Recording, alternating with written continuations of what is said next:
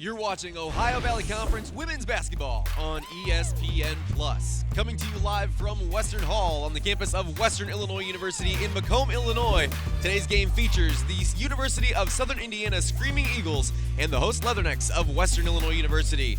Good afternoon, fans. I'm Levi Meyerhofer alongside Jalen Short. And Jalen, Southern Indiana has already locked down that OVC regular season title. Who has been the player that has made this team so dominant this season?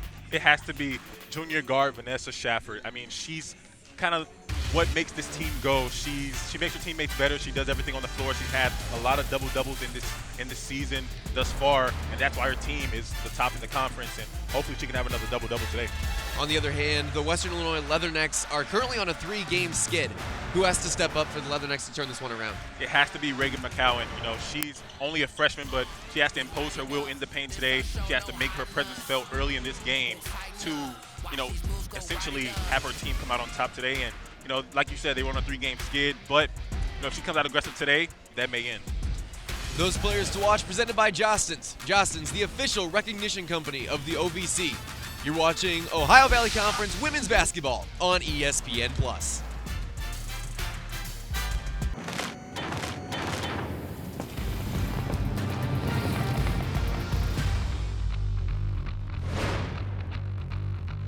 Coming to you live from Alfred D. Boyer Stadium here in Macomb, Illinois. We have Game 3 of this conference series between the UT Martin Skyhawks and the Fighting Leathernecks of Western Illinois. Good afternoon, my name is Austin Holzing. Here's my partner Marty Doyle. And Marty, we're currently split at 1 apiece. Leathernecks took Game 1 before the Skyhawks bounced back in Game 2, thanks to the power of senior infielder Mac Danford. Yeah, Austin, Mac Danford has had hits, in 2 or more hits in each of his last 5 games, as well as home runs in each of his last 3, including a 2-run blast in the 3rd inning of yesterday's game to propel them to that big victory. Yeah, now switching over to the Leathernecks, their offense did enough in Game 1, but was outshined in Game 2. However, in both of those games, junior outfielder Liam Bushy has continued to swing a hot bat. Yeah, Liam Bushy had himself a week against some tough competition too. He had the game-winning base hit over Cincinnati and didn't stop there, hitting .588 on the week with 4 RBIs. This junior outfielder has 2 RBIs in this series and will be looking to continue to have a strong close for the weekend. And offense has been the key in winning in this series, and I'm sure it will be a key in deciding who's able to walk out of here with the series win. Don't go anywhere. When we come back, we will have Ohio Valley Conference Baseball here on ESPN+.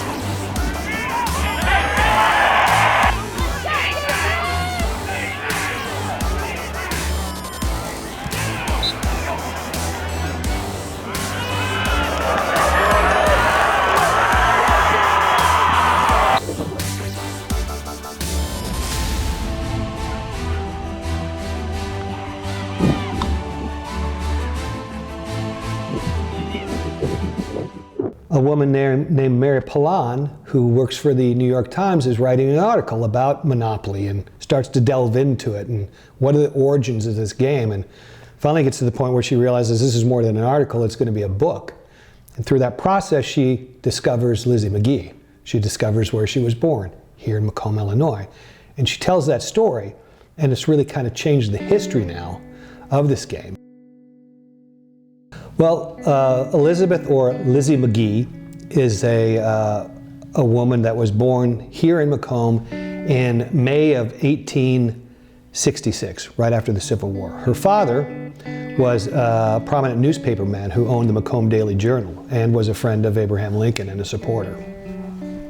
And so that type of history, in fact, her father was a gentleman who actually talked to Abraham Lincoln when he was here to go get a photograph taken of him. And it's one of the first half dozen or so photographs ever taken of Abraham Lincoln. It was taken right here in in Macomb. So that history there is important to just alone, important to this town and what we do here.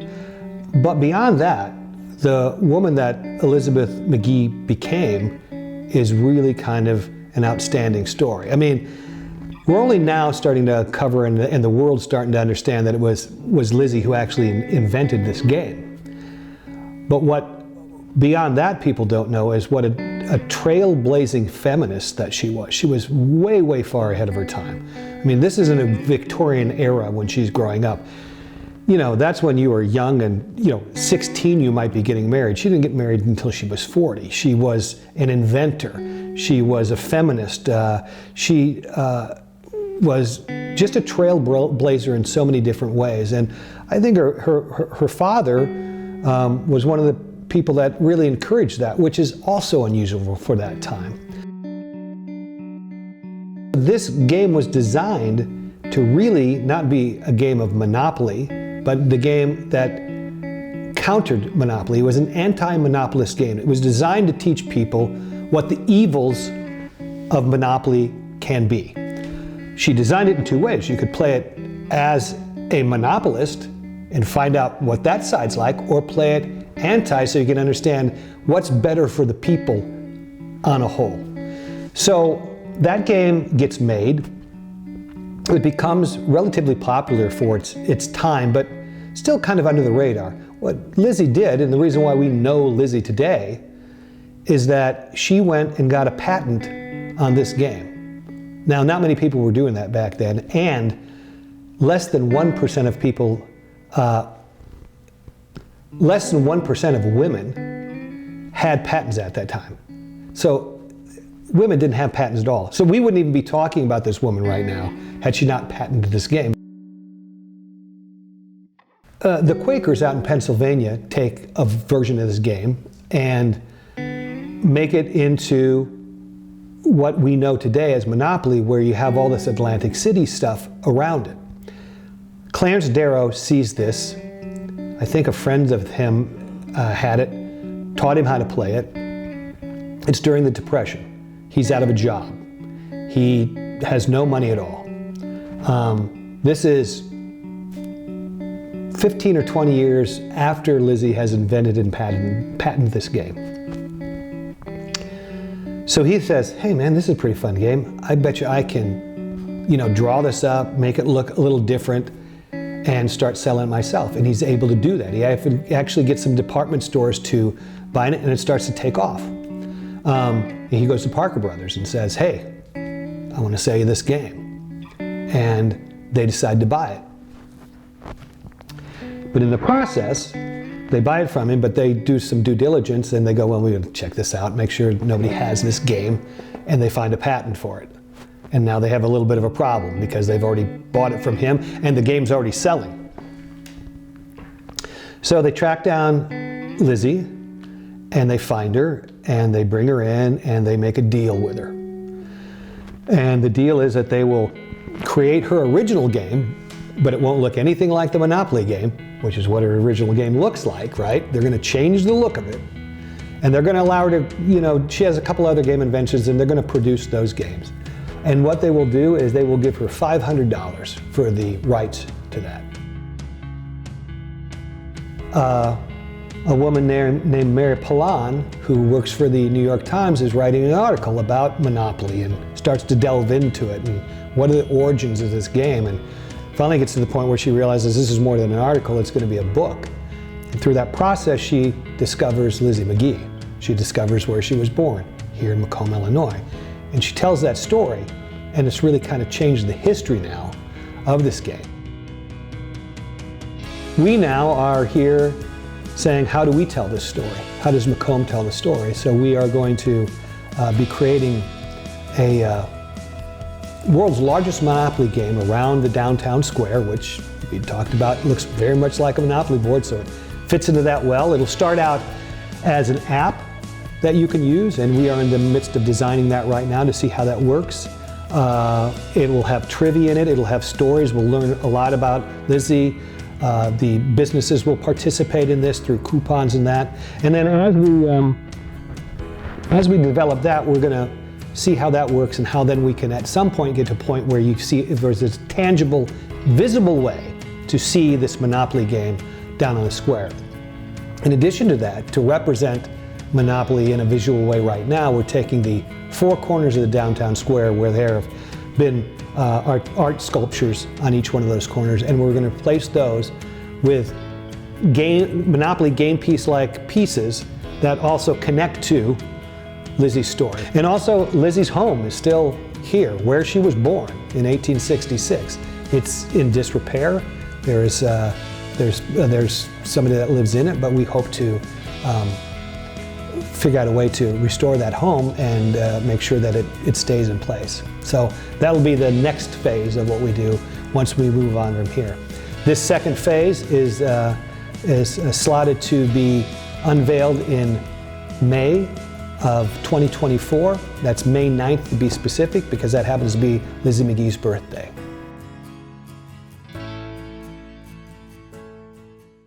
With Halloween over, you may be wondering how you can properly dispose of your pumpkins. Well, the Macomb Park District is hosting the first ever Pumpkin Smash event to dispose of your pumpkins.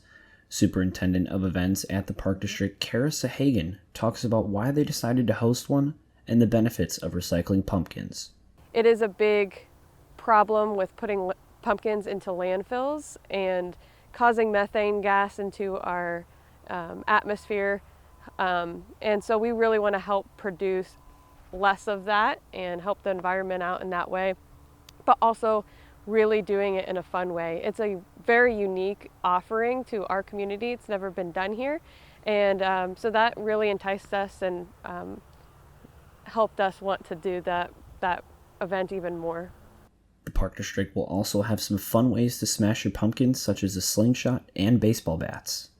We're inviting everyone to bring any pumpkin that they have at home. If they have one pumpkin, great. If they have 5, even better. Just as many as they want to, and they can smash all of them. And we'll have different options for them on how to smash them, so they can test them out with multiple different pumpkins rather than just one.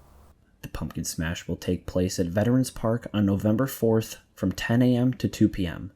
Reporting for News 3, I'm Johnathon Jaszczurowski.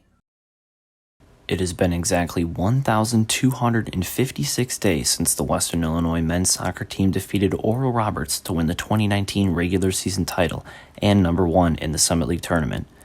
There were 12 freshmen on that team, and just 4 years later, only 3 of them remain. Caleb Roglin, Jack Imisodi, and Kyle Owen are the only 3 remaining players from that 2019 roster. 4 years later, Caleb Roglin reflects back on the team's accomplishments. We were kind of spoiled as a freshman coming in, and we all were able to experience some success right away.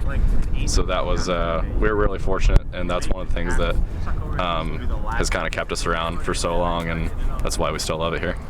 Throughout their years at Western, many players have come and gone. Caleb, Jack, and Kyle talk about how those players have helped them become the leaders they are now. It's just been it's been a journey kind of developing from being more of role players freshman year into more like bigger pieces on the team, especially off the field and that kind of stuff. And we think it'd be a really good thing to, you know, if we started on a good note and then ended on a good note. So that's the goal for this fall. Yeah, we've had a lot of good leaders in the past that we can kind of look up to. So I think it's been like a gradual leadership improvement. Yeah, I'd agree. Like Luke DeBall, Tim Troke, they've really passed the torch down. It's been just passed down from year to year to year, and now it's our turn to hold the torch. So, with the 3 of them being graduate students and their last year as a Leatherneck, they want to go out the same way they started, win another title. I want to do what we did freshman year and do even more. Yeah, same here. Yeah, I want to go to the NCAA tournament and win a game in the NCAA tournament for the first time in Western soccer history. Reporting for Leatherneck Insider, I'm Johnathon Jaszczurowski.